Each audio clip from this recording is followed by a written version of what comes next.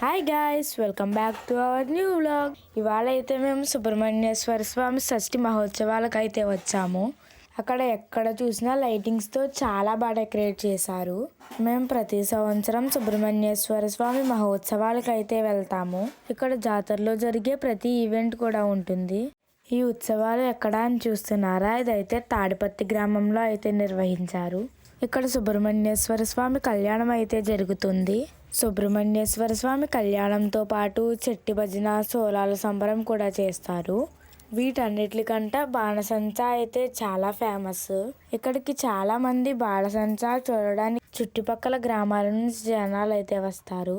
ఇక్కడ నాకు కావాల్సిన ఐటమ్స్ అయితే తీసుకున్నాను.